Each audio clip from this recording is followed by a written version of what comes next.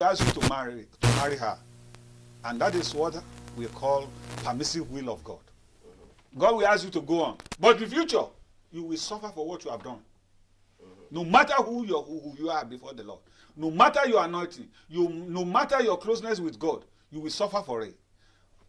Moses was an anointed man of God. He heard from God, face to face with God, but he mischools by choosing Zipporah. And mind you, he suffered for what he has done. He suffered a lot. No matter your closeness, I repeat it, no matter your anointing, no matter your your prayer, if you don't wait on God to choose for you, you will suffer the consequence in future. Samson suffered the consequence because God already has anointed him. He then rose up one day. He called his parents. I want to marry.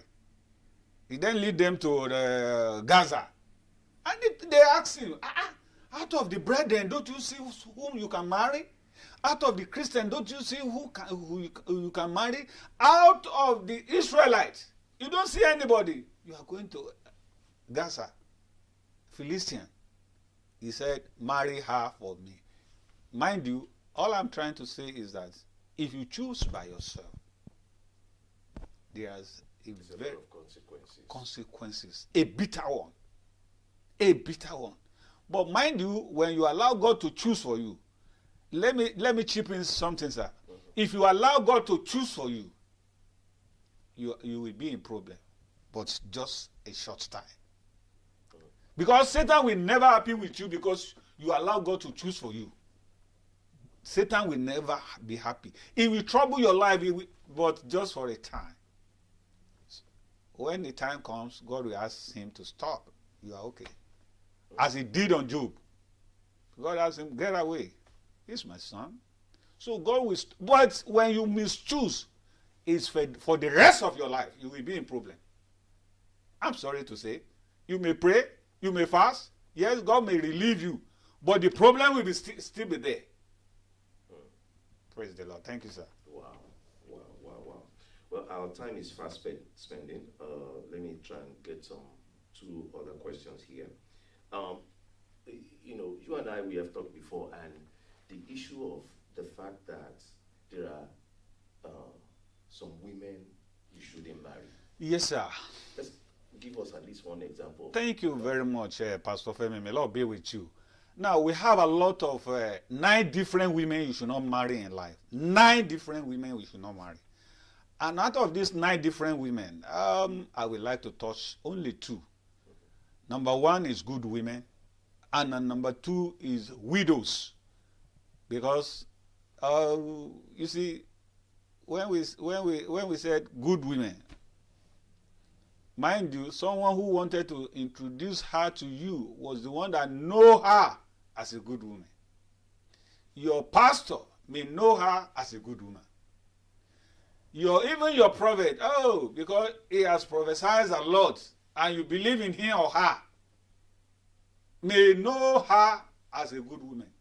But let me tell every listener today, your God that sent you to this world may not see her as a good woman. May not see her as a good woman. So whenever you take a step and marry her, yes, it's left to you. Because Abraham did the same thing. If Abraham should come back to life today and see what is happening to the home of Christian, the home he labor and build, if you now see the Israelite, the enemy that surrounded Israelite, he will pity for himself. He knows that he has made a lot of mistakes. Because it was Israelite that God wanted to build. It's not the other religion and the other people that goes around. But one thing I just want you to know is that you have to make one important thing if you want to have a wife. And what is that? You have to search. You have to search. A wife is a gold. It's not just ordinary woman. I repeat it. A wife is a gold. It's something, and a gold, when you want a gold, you have to dip down, down, down. I repeat, not just dip, just have a digger and just dip anyhow. You have to go down. Some people go 5 miles, 10 miles before they can get gold. So you have to make your search down, down, down, down, down. That is why I said one-on-one on God. Down in spirit, not to dig the hearth, but one in spirit and one with God. You have to make your research. And mind you, let me chip into one thing. Not because God has said that is wife then you went and sleep with her. No. We don't do things like that. God may use that saying that she's your wife. God may use it and test your faith in him. You have to wait until the pastor join you together. That day, you may sleep with her. Second day, you may sleep with her. But before that day, don't try it. Because as God is trying to test you, as well Satan is trying to test you. When you pray, when you do everything that's necessary to be done, Satan may push his own daughter to you. That is why you must make sure you wait upon the Lord in everything you do in order to achieve your goal on a while. That's right. That's right.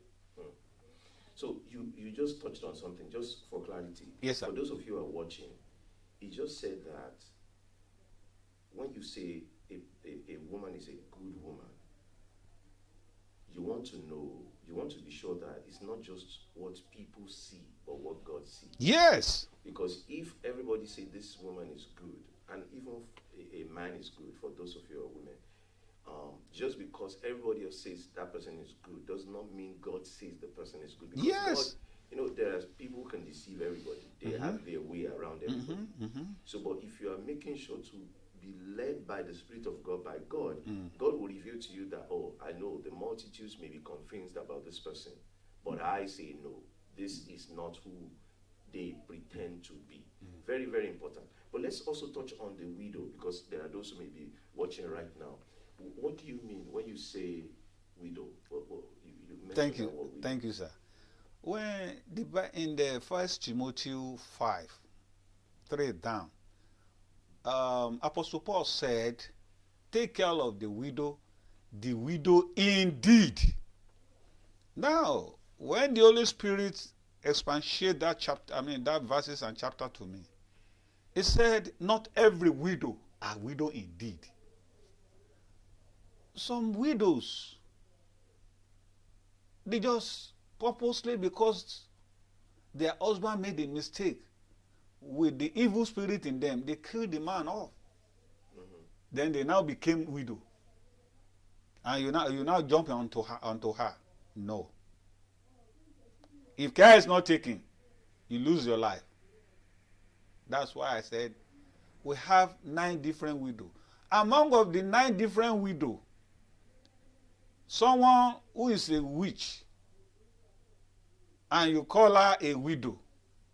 No, she's not a widow, because she was the one that killed her husband by herself. She's a widow, but she's not a widow indeed. Correct. According to the Bible standard, I'm saying she's not a widow indeed. Someone with familiar spirits, who her husband offended her, and she used the cane and flog her, and the man died. She's not a widow indeed, brother. No, she's not a widow indeed. Let me tell you one thing today. You see, those people who are not widow indeed, when you see them, they are more very beautiful. Oh, if you see their standard in the society, oh my God, you will rush onto them. Because let me tell you one thing. Satan are more handsome and beauty than anybody on this planet. So, and it was Satan that sent them message to the people of God, to the children of God, to the men of God especially, in order to dethrone them, in order to destroy them. Because the former apostles, Satan killed them with physical killed. Some were sore, some were beheaded. So a lot of system of killing, Satan killed them. But nowadays, Satan is not using that system. The system is using nowadays is to kill them spiritually. And they will be living, and you see them moving around. You see them on pulpit, preaching, very anointed preaching. But yet, spiritually, they are dead. So, we should mind ourselves with not every widow. But let me tell you one thing. Let me include one thing. God may send you or send a widow to you to marry. That is God, not you. Not you. For example, in my home country, Nigeria, there was a man of God. Very, very anointed man. He was the one that started revival in Nigeria.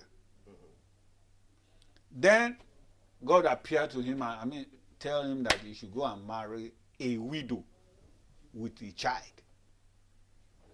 But he now called his church elders that this is what the Lord told me. And the elder said, you cannot marry a widow. Someone like you with this anointing, no, you cannot marry a widow. You will marry to a woman who has not been touched, who has not been this virgin. That's what I mean by touch. Our God came to him second time. He said, your wife is a widow. Whom you will marry that suits your future, she is a widow. Because that widow was a child of God. But maybe enemy, Satan prevailed on her. That is why she mismarried. And that is why she has one wife. So she went and told the church leaders again. That is how he was misled. He couldn't take to what the Lord have said. He believed in what the elders have said. And mind you, he paid for the mistake he made. The people of Nigeria, they know who I'm talking about, but I'm not ready to mention any name now.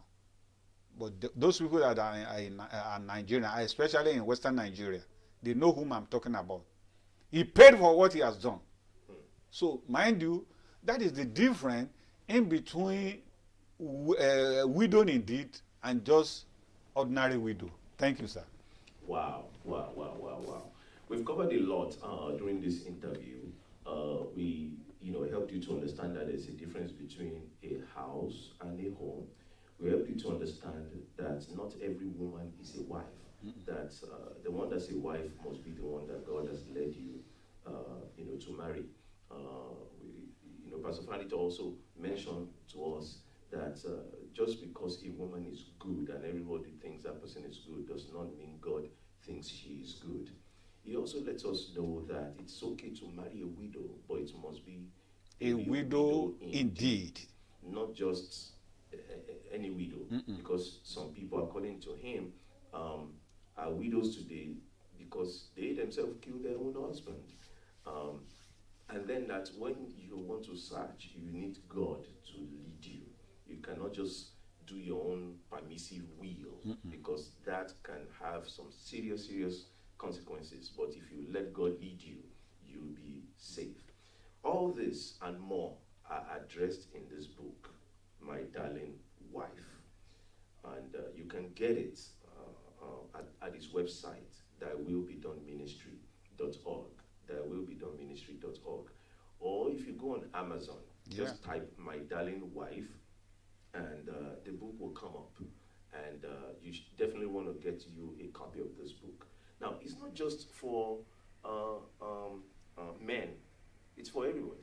This book is for everybody. You want to have everybody read this book so that they can learn how to build a great home. I want to thank you for joining us for this interview. Thank you.